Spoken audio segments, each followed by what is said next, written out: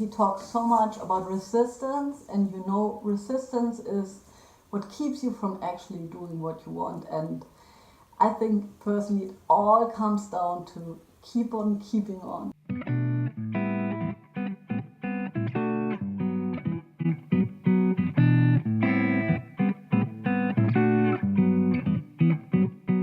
I'm Tina Jäckel, and today I'd like to show you my 7 favorite books. So they're mostly guitar books, but there's one book which is not a guitar book. So let's start with the first one. I mean, Miko Drake, The Advancing Guitarist, it's a classic. I guess one of the most important books for me concerning jazz guitar. If you know me, you know that I like a lot to read, and I like a lot to think about how to play guitar and how to practice. And one of the sections, I have to admit, that I personally read the most is the last pages, since only thoughts, and he has written things down like quotes or things to think about, and that's for me personally one of the best things in the book. For example, I highlighted like 20 years, no kidding, ago. A lot of comping has to do with seeing larger forms, and then a question mark. And I didn't get it. And now I get it, but I didn't get it. I just didn't understand what he was meaning with seeing larger form. A lot of comping has to do with seeing larger forms. And then one of my favorite chapters that I have been reading like 1,000 times is on being self-critical. If you start off being critical, you tend to remain that way, and more than likely, along with everything else, your criticalness will improve. So he's kind of philosophical, so that's why I like him so much. So I think that book is a must. You just have to have it. So this book I love a lot. Some of you might already know that I play the piano too, and I think it's so good to play the piano to get another view on the fretboard. There's a second book goes with it, so I think both of them are very good, which brings me to 8 books anyway.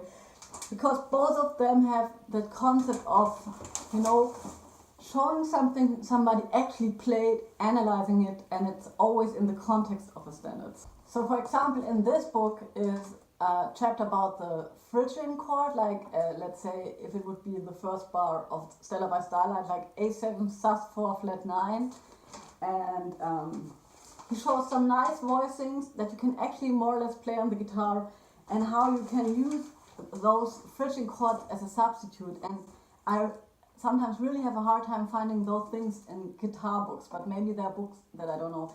Book number 3 is a Bob Mintzer book. You can use it for sight reading. The Etudes just sound good. When I got it, it had 2 CDs, one with the soloist and one without. I'm sure there's another version now, but it's really fun to play along, and it's just a good book for sight reading. Book number 4, of course, Chopin. I don't know how many versions of this book I have, and you know, I recorded one of those etudes, and I think it's just like, I don't know, the Bible of jazz chords. So if you can get your hands on it, it's not so expensive, and if you pick one bar and start with one bar, I think it's invaluable. Book number 5 is Speed, Mechanics for Lead Guitar from Troy Stetina. It's really great, and it has one of my favorite pages of all times. It looks like this. This is my favorite page. It's where he's explaining transition time so well, and I have to say, it's really the first book that told me a lot about technique. For example, he starts out playing on 1 string for a really long time, and then going to 2 strings, and it's just very, very good. And he has, of course, again, very good thoughts about practicing, and that's, of course, one of the reasons why I love that book, because it's very inspiring. So the last book, Atomic Habits, it's great. He's talking about building habits, but he's focusing on building a system that works. So you don't have to rely so much on willpower. The systems that you created, that they will help you keep rolling. Oh, and I forgot one book. Shit, so it's going to be 9 books. Of course, this book is my Bible. Oh man. The War of Art from Stephen Pressfield. It's so good.